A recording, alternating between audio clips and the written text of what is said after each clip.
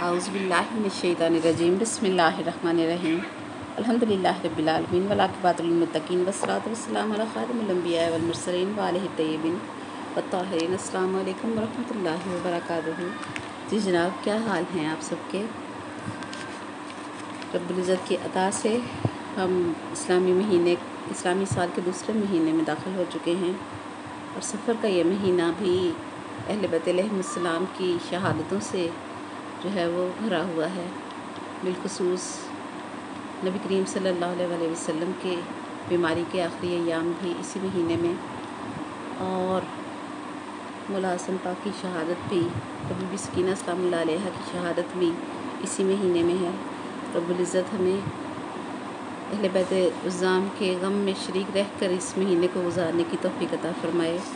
कि नबी करीम सल्लल्लाहु अलैहि वसल्लम ने दुनिया से पर्दा करते वक़्त ये बता दिया था कि मैं तुम में दो बड़ी शान वाली चीज़ें छोड़कर जा रहा हूँ, दो हम वज़न चीज़ें छोड़कर जा रहा हूँ, एक अल्लाह की किताब और एक मेरी इतरत अहले बैत। अल्लाहु अकबर। याद रखें, सोहबत नबी पाक सल्लल्लाहु अलैहि वसल्लम पाने वाले किसी भी सहाबी को नबी के नसब का हिस्सा नहीं मिल सकता।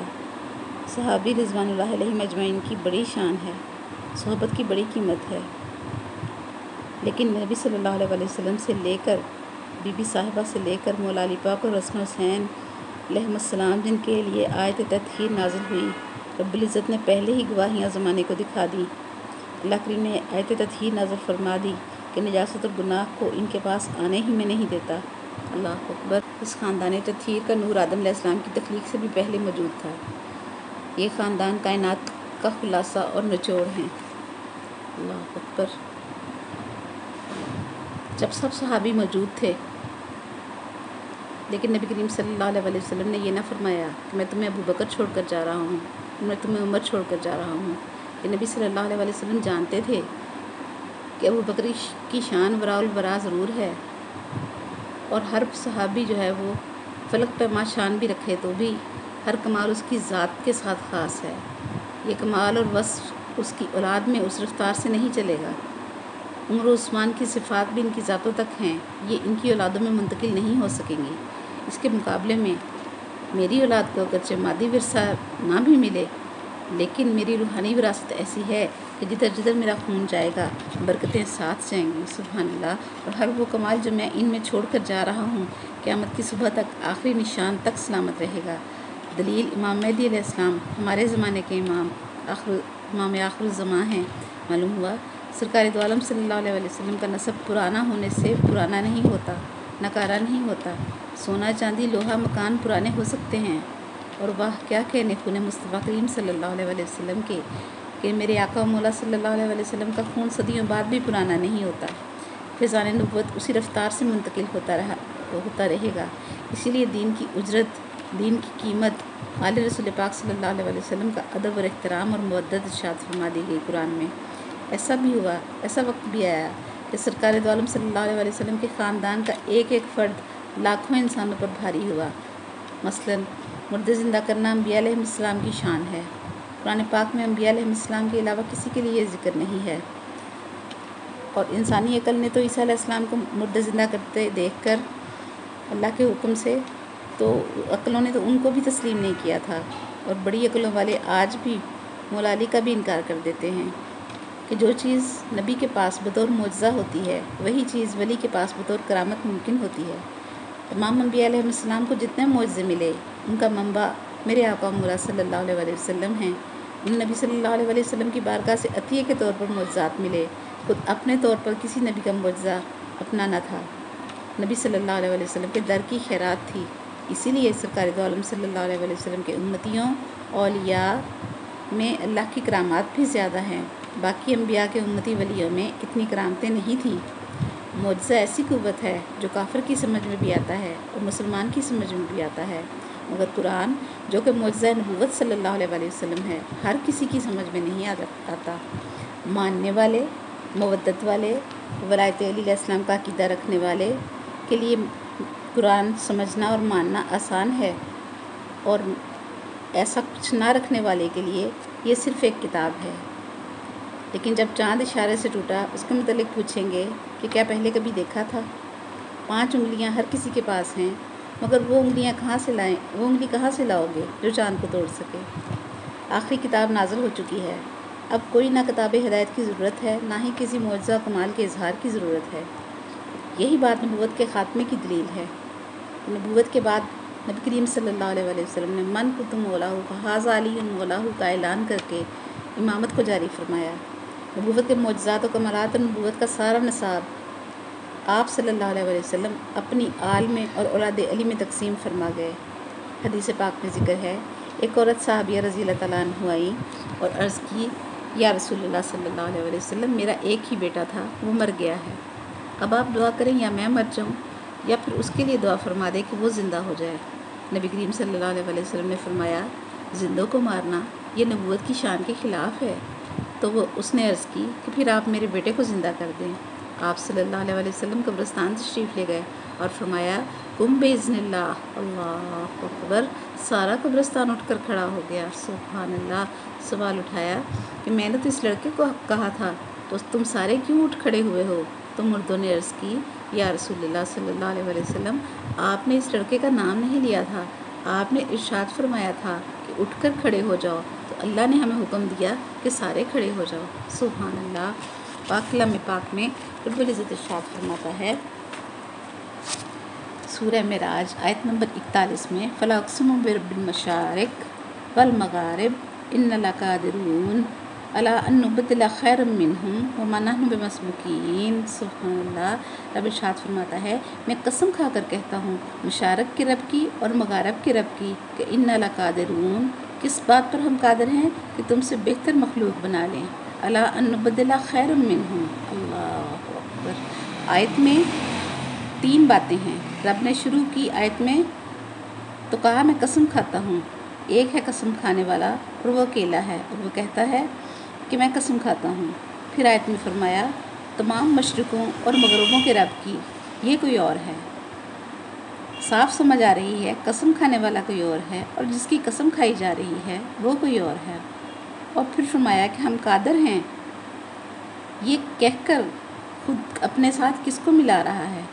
جیسا کہ کوئی اکیلا اپنے کمال کی بات کرتے ہوئے کہے کہ میں فلاں کام کر سکتا ہوں، اور جب کہے کہ ہم فلاں کام کر سکتے ہیں، تو 2 صورتیں ہیں۔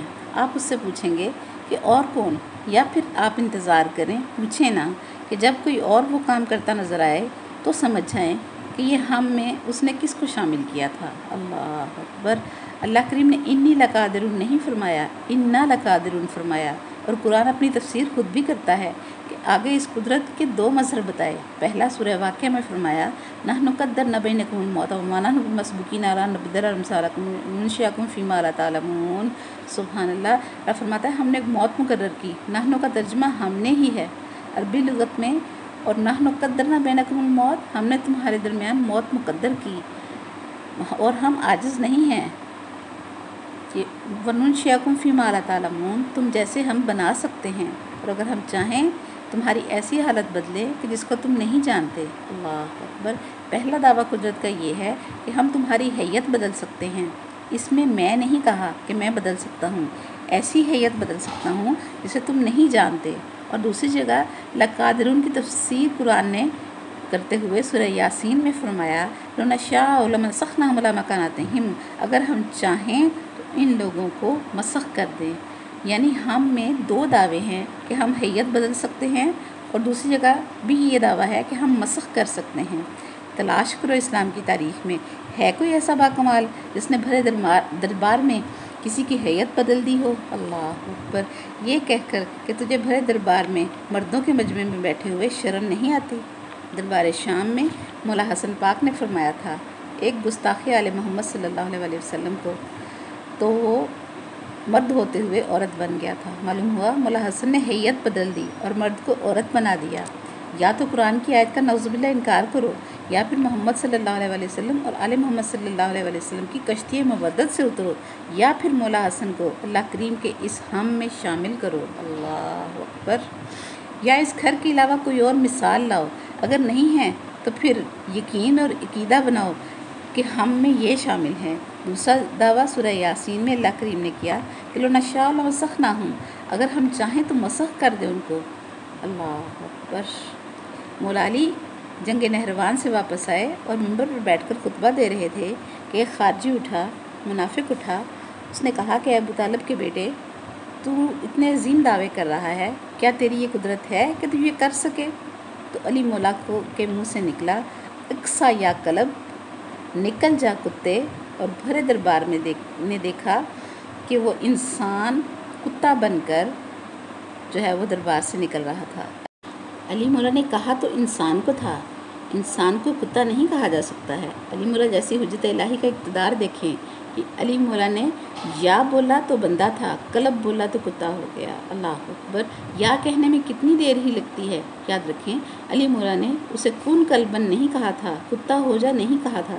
مولا حسن نے بھی اس مرد کو کونی امرات نہیں کہا تھا، عورت ہو جا نہیں کہا تھا۔ معلوم ہوا جن کی ولایت کون سے بلند ہو، ملا اس گھرانے کی عظمت کو سمجھانے چلا ہے، مولوی ان کو اپنے جیسا سمجھتا اور سمجھاتا ہے۔ اور حسن مولا نے تو یہ کہا کہ مردوں کے مجمع میں آتے ہوئے حیا نہیں آئی، اور مولا علی نے بھی کتا ہو جا نہیں کہا ہے، بلکہ فرمایا ہے نکل کتے۔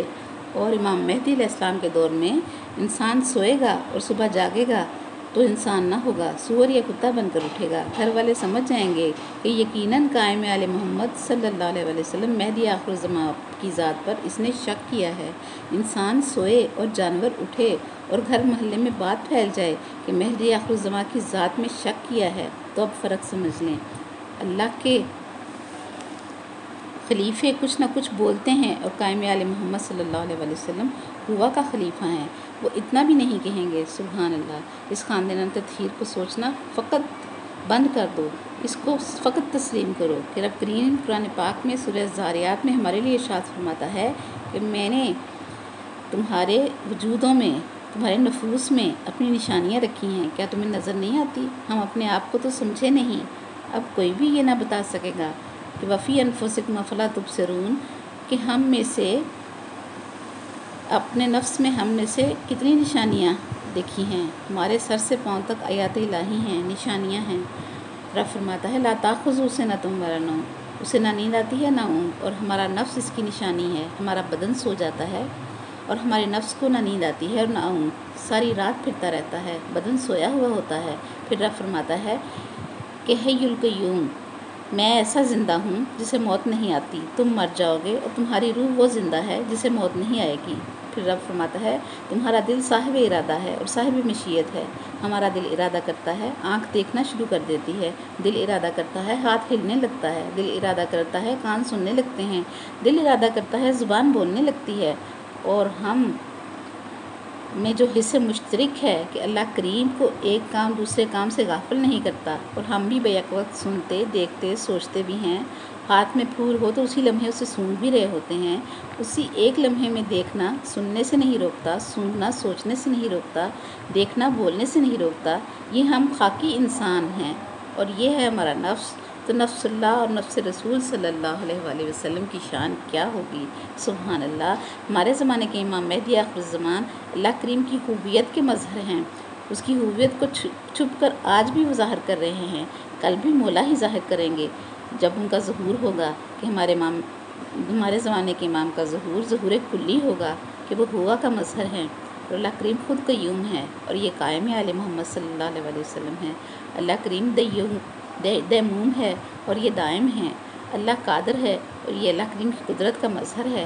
اللہ کریم مرید ہے اور یہ اللہ کریم کا ارادہ ہے۔ اللہ کریم قدیر ہے اور یہ تقدیر ہیں۔ سبحان اللہ۔ ہمارے زمانے کے امام اللہ کریم کی ہوا کے خلیفہ ہیں، اور اللہ کا کام ہے کہ اس نے کس سے یہ کام کروانا ہے، یہ اختیار اللہ کریم کا ہے، یہ تقسیم اللہ کریم کی ہے کہ مولا حسن عسکری علیہ السلام تک سارے کے سارے اللہ کے خلیفہ ہیں، خلیفۃ اللہ ہیں، اور ہمارے زمانے کے امام مہدی آخر الزمان ہوا کا خلیفہ ہیں۔ جتنا کسی کا وزیر بلندی پر ہوتا ہے، وزیر کی بلندی سے اس کے امیر کی بلندی کا پتہ چلتا ہے، نسبت کی وجہ سے یہ درجے ہیں۔ سلیمان بن داؤد کے وزیر نے آدھی آنکھ کی جھپک میں ملک سبا سے تخت بلقیس منگوا لیا تھا۔ یہاں سے معلوم ہوا کہ خود سلیمان علیہ السلام کیا ہوں گے۔ اور ہمارے زمانے کے امام کے وزیر کا رتبہ دیکھو کہ اذان و اقامت ہو چکی ہوگی اور میرا امام پیچھے مڑ کر فرمائیں گے، اے مریم کے بیٹے عیسیٰ، امامت کرواؤ، نماز پڑھاؤ، اور عیسیٰ علیہ السلام ایک قدم پیچھے ہٹ کر ہاتھ باندھ کر سر جھکا کر عرض کریں گے کہ میں آپ کا وزیر بن کر آیا ہوں، امیر بن کر نہیں آیا، سبحان اللہ، اور آپ کے امام نماز پڑھائیں گے، اللہ اکبر، اور عیسیٰ علیہ السلام نبی ہو کر مقتدی ہوں گے۔ عیسیٰ علیہ السلام ہے ہمارے زمانے کے امام کا وزیر، اور عیسیٰ علیہ السلام مٹی سے پرندہ خلق کر سکے، مردے زندہ کر سکے، مادرزاد کوڑیوں اور اندھوں کو شفا دے سکے، گھروں میں چھپی ہوئی چیزیں ظاہر کر کے غیب کی خبریں دے سکے، اللہ اکبر، پیٹ اور پیٹی میں رکھی ہوئی تمام چیزیں ظاہر کر سکے۔ یہ ہے ہمارے مولا مہدی آخر الزماں کا وزیر، جس کے وزیر کو عیسائیت نے اللہ سمجھا ہو، اس کا امیر کیا ہوگا، اللہ اکبر۔ اب اگر میٹرک پاس کو ناظم بنا دیا جائے اور ماسٹر ڈگری کو نائب ناظم بنا دیا جائے تو ہم اسے ظلم کہیں گے۔ سوچیں ضرور کہ اللہ کریم جس نے عیسیٰ علیہ السلام کو وزیر اور ہمارے قائم آل محمد صلی اللہ علیہ وسلم کو امیر بنایا ہے، اس کا وزیر ہولڈر نطفے سے پیدا نہیں ہوا ہے تو امیر کے ظہور کا عالم کیا ہوگا، ملا سمجھ ہی نہیں سکتا۔ وزیر کی ماں مریم بتول ہے اور امیر کی ماں کی حقیقت کو کون سمجھ سکتا ہے؟ اگر کسی صنف میں وزیر آگے بڑھ جائے تو اللہ کریم کے عدل پر حرف آتا ہے۔ عیسیٰ علیہ السلام کو ابن اللہ کہا گیا، اللہ کا بیٹا کہا گیا، اور مولا علی علیہ السلام کو اللہ کا بیٹا نہیں کہا گیا، خود اللہ کہا گیا ہے۔ آج بھی نصیریوں کا یہی عقیدہ ہے، اور غور کریں، ابن اللہ عیسیٰ علیہ السلام کو وزیر بنا دیا ہے ہمارے 12ویں امام آخر الزماں مہدی آخر الزماں کا، اور اس علی علیہ السلام کو وزیر بنایا محمد رسول اللہ کا، اللہ اکبر، جو من کنتم مولا فہذا علی مولا کا ٹائٹل لیے ہوئے ہے۔ اب کون سمجھ سکتا ہے علی علیہ السلام کیا ہیں، اللہ اکبر۔ اور جب ہمارے زمانے کے امام کا ظہور ہوگا تو شان مولا علی بیان کی جائے گی کہ جس کو لوگوں نے اللہ کہا وہ اللہ نہیں ہے، وہ کیا ہے، اللہ اکبر۔ آج کے لیے اتنا ہی، وآخر دعوانا الحمدللہ رب العالمین، سبحانک اللہم وبحمدک ونشہد ان لا الہ الا انت نستغفرک ونتوب الیک۔ السلام علیکم ورحمۃ اللہ وبرکاتہ۔